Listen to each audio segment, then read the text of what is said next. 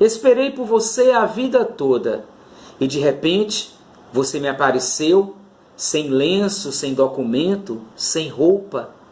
Assim, do nada, como quem nada queria. E me fez acreditar que eu podia viver depois de uma tempestade em alto mar, à deriva. Vi a luz do farol e terra à vista. Os nossos caminhos se cruzaram entre castelos e cartas de tarô que nunca conseguiram prever o que nos esperava.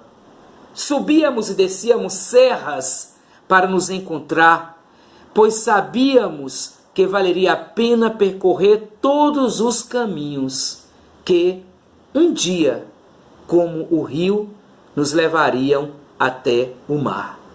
Sim, já catamos conchas na areia, já vimos estrelas marinhas, já dormimos sob a sombra dos coqueirais, já vimos o pôr do sol e a lua cheia, caminhamos na areia enquanto o mar apagava as nossas pegadas.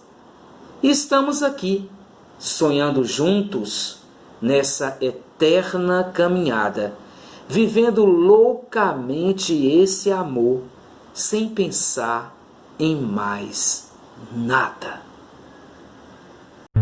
Estrela que brilha, clareia, a trilha ilumina e guia o meu caminhar, alumeia um pouquinho esse meu caminho, me deu uma luz, tá difícil enxergar, quanto mais eu ando, mais escuro fica, me deu uma dica pra poder seguir, não sei o que faço, se ando, se paro, se corro, se sigo, se fico aqui. E voltamos na sua telinha e vamos continuar com a entrevista com Cacau Novaes. Cacau, a cena da poesia tem sido prejudicada nesse tempo? Falo dos saraus. Bem, inicialmente sim, né? Porque nós ficamos muito sem saber o que iria acontecer. Inicialmente nós pensávamos que a pandemia fosse durar 15 dias, não é? Depois foi prorrogado para mais 15, um mês, 2 meses. Então, no início, tudo realmente parou, né? Nós vimos que os shows, as lives de um modo geral, de música, de poesia, de tudo começou um pouco depois, né? Então, no início, os saraus, por exemplo, foram prejudicados, os eventos literários, lançamentos de livros, né? Todos foram prejudicados, mas depois disso, com os eventos virtuais, né? Então tudo mudou, porque começaram a acontecer saraus, lançamentos de livros virtuais, né? Por exemplo, artistas de outras áreas, como de música, começaram a fazer shows pela internet. Então, isso também aconteceu com a poesia, né? Nós também migramos para o lado virtual. Por exemplo, eu organizo um evento aqui em Salvador chamado Nosso Sarau, que está no 3º ano, e nos 2 primeiros anos ele foi presencial. Nós realizávamos lá no Goethe Institute, e depois disso, a edição deste ano, de março, ela não aconteceu, por causa da pandemia. E nós ficamos prorrogando, achando que nós poderíamos fazer presencialmente.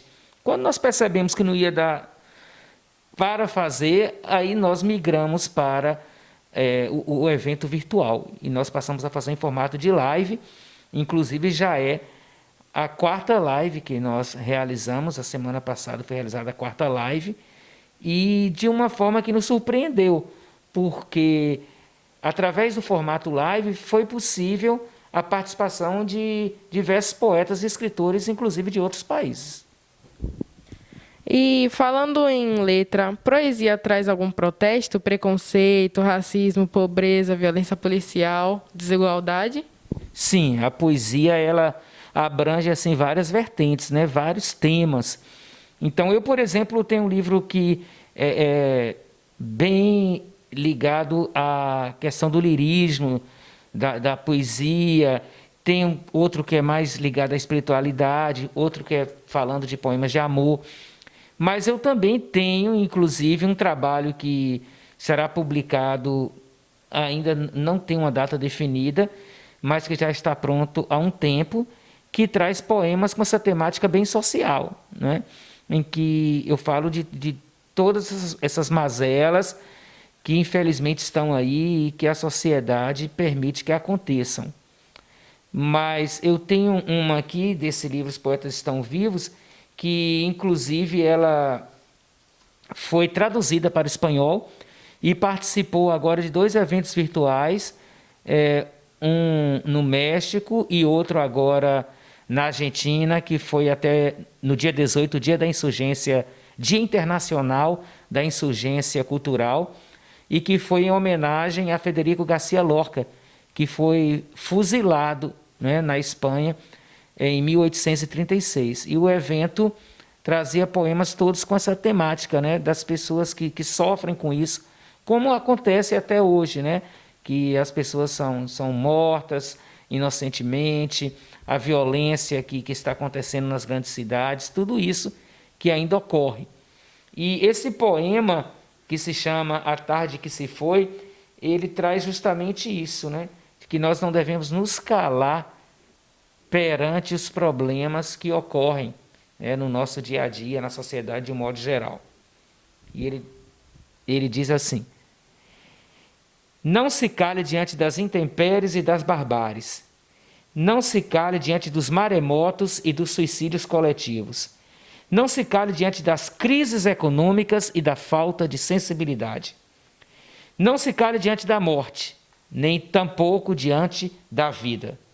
Não se cale diante da poesia que sangra e pulsa em suas veias. Não se cale diante do crepúsculo, nem da tarde que se foi. Não se cale, mesmo que não queiram, não se cale jamais. Então, a poesia é a resistência social. Sim, com certeza, não é?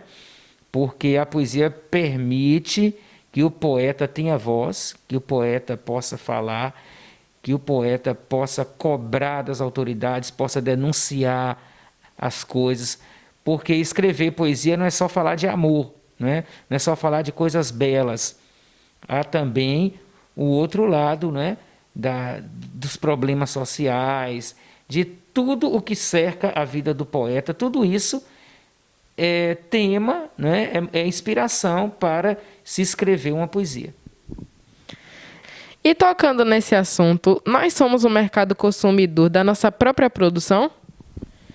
Somos, sim, né? Aqui na Bahia, como eu falei anteriormente, nós já temos editoras baianas produzindo o trabalho desses autores baianos, e tem muita gente que consome esse trabalho produzido aqui na Bahia e em Salvador.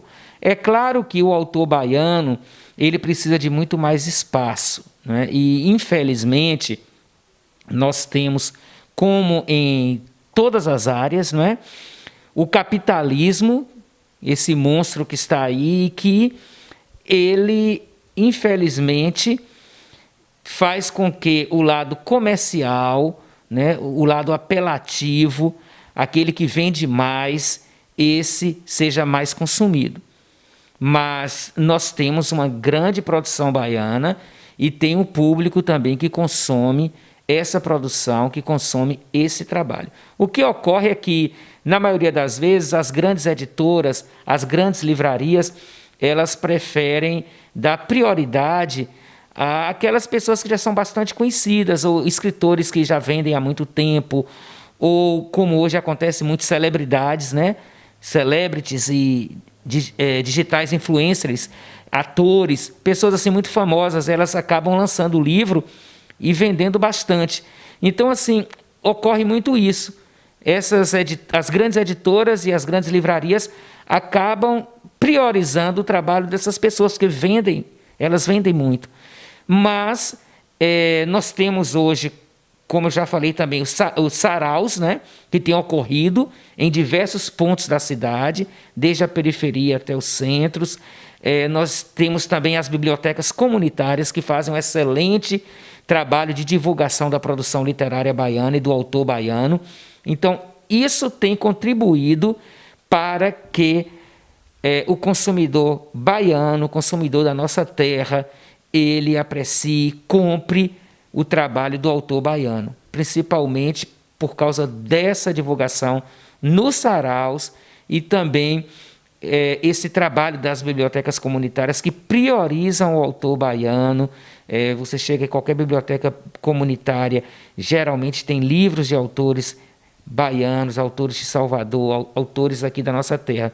E isso tem despertado no leitor, no consumidor, um gosto e a vontade de consumir e comprar esses autores. A poesia como arte, cultura e manifestação precisa ser mais fomentada em nossa cidade, algo como o incentivo do poder público, por exemplo? Precisa e muito, né? A cultura, de um modo geral, ela acontece independente do apoio público, porque o povo produz cultura a todo instante, né?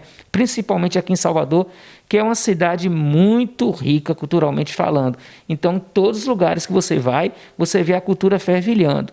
Mas para que essa cultura permaneça, para que isso fique vivo, é importante o trabalho e o apoio, né, dos órgãos oficiais, dos órgãos públicos. Na literatura, a mesma coisa, né?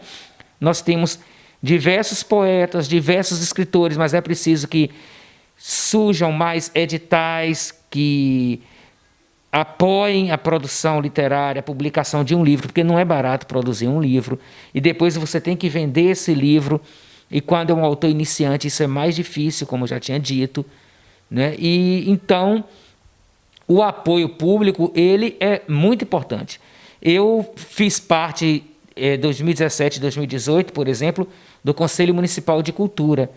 Então eu vi um edital aqui, João Baldo Ribeiro, para apoio do escritor de Salvador, e esses editais, esses projetos de apoio ao escritor, ao poeta, eles são muito importantes para que a literatura baiana sobreviva.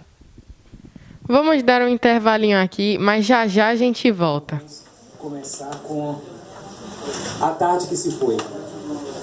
Não se cale diante das intempéries e das barbáries. Não se cale diante dos maremotos e dos suicídios coletivos. Não se cale diante das crises econômicas e da falta de sensibilidade.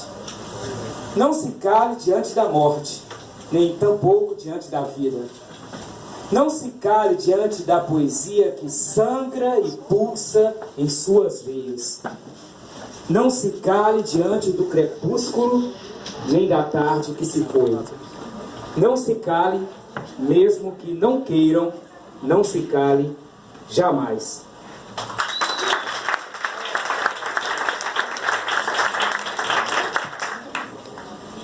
Vou fazer 2 agora desse outro livro, começando com Café. Eu via você nua, caminhando pelo quarto. Eu não queria acordar tão cedo. Tentava dormir e não conseguia. A porta estava entreaberta e eu via você nua, caminhando em direção à cozinha. Eu virava de um lado para o outro da cama e não queria acreditar que amanhã chegara, mas sentia o cheiro forte do café que vinha da sala.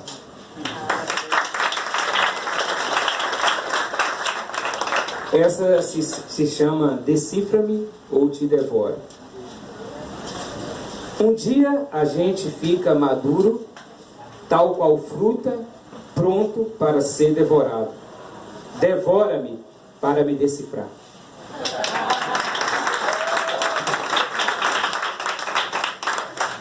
Bem, vou encerrar com mais uma, se chama Os Poetas Estão Vivos. Vou sobreviver entre ruínas de um tempo perdido e andar entre escombros recitando versos de Rimbaud, como Quixote de Cervantes, tentando encontrar minha amada. E o mundo não terá se acabado, não, pelo menos para mim. Ele estará intacto com seus castelos e suas torres altas, de onde ouvirei um grito de socorro. Sim, enfrentarei exércitos e sozinho derrotarei a todos. Sentarei embaixo daquela árvore solitária para compor versos, e lá do alto daquele morro eu verei que eles, os poetas, estão vivos. Difícil enxergar. Quanto mais eu ando, mais escuro fica. Me deu uma dica pra poder seguir. Não sei o que faço, se ando, se paro, se corro, se sigo, se fico aqui.